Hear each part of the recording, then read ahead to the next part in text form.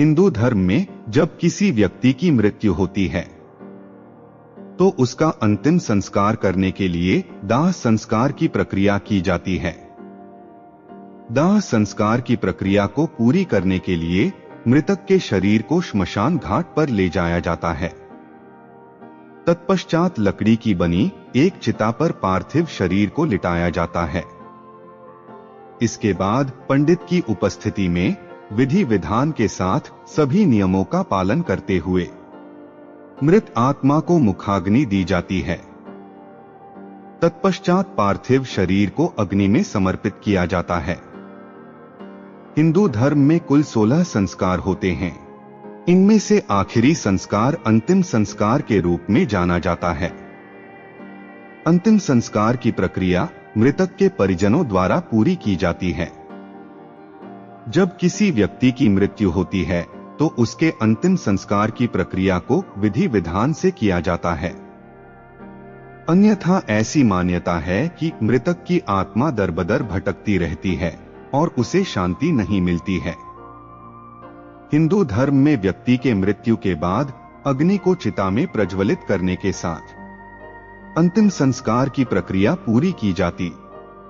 पार्थिव शरीर के दाह संस्कार की प्रक्रिया को लेकर भी कई नियम बनाए गए हैं। इन्हीं नियमों में से एक है मुखाग्नि की प्रक्रिया। हिंदू धर्म में मृतक के शरीर को अग्नि की चिता में जलाने से पहले मुखाग्नि देने का प्रावधान है।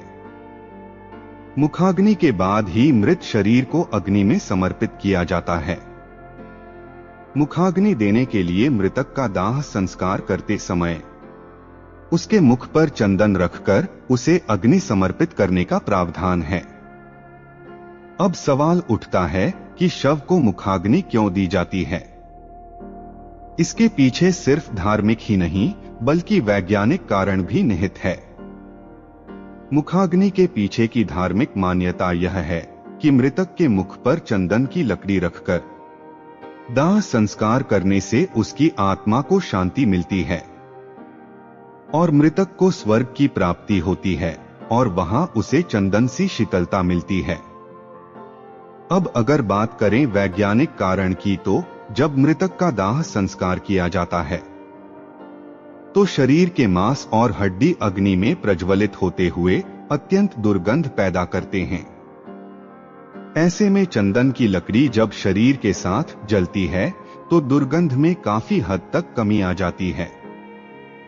हिंदू धर्म में जब किसी मृतक का अंतिम संस्कार किया जाता है तो प्रायः मुखाग्नि देने का काम उसका बेटा करता है। यदि मृतक का कोई बेटा नहीं होता है तो परिवार का कोई करीबी मृतक को मुखाग्नि देता है। हिंदू धर्म में मृतक को मुखाग्नि देने वाले के लिए कई नियम बनाए गए हैं। धार्मिक मान्यता के अनुसार जिनका पालन करना अत्यंत आवश्यक होता है। मृतक के अंतिम संस्कार की प्रक्रिया को पूरी करने के लिए सर्वप्रथम मृतक को स्नान कराकर साफ कपड़े पहनाकर उसके शरीर पर चंदन, घी और तिल के तेल का लेप किया जाता है। शव को मुखाग्नि देने से पहले मुखाग्नि देने वाले शख्स को एक छेद किए हुए मटके में पानी भरकर शव की परिक्रमा करना होता है। परिक्रमा को पूरा करते ही मटके को फोड़ दिया जाता है। इसके पीछे की धार्मिक मान्यता यह है कि ऐसा करने से मृतक की आत्मा का अपने परिवार के प्रति मोह खत्म हो जाता है और उसके नए सफर की शुरुआत हो जाती है। इस प्रक्रिया को पूरी करने के बाद मृतक के मुख के पास रखे चंदन के पास सर्वप्रथम अग्नि दी जाती है। शरीर के पूरे जल जाने तक परिजनों को श्मशान घाट पर ही इंतजार करना होता है। दाह संस्कार की प्रक्रिया के पूरे होने के बाद जब परिजन घर की तरफ वापस लौटने लगते हैं उस समय उन्हें श्मशान घाट की तरफ पीछे मुड़कर नहीं देखना चाहिए। इसके पीछे की धार्मिक मान्यता यह है कि ऐसा करने से आत्मा को यह प्रतीत होता है कि उसके परिजनों का भी उसके प्रति मोह खत्म हो चुका है।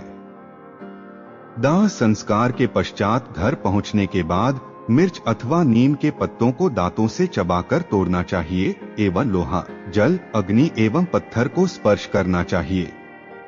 शव को मुखाग्नि देने वाले शख्स को 13वीं संस्कार होने तक विभिन्न नियमों का पालन करते हुए सबसे अलग रहना चाहिए।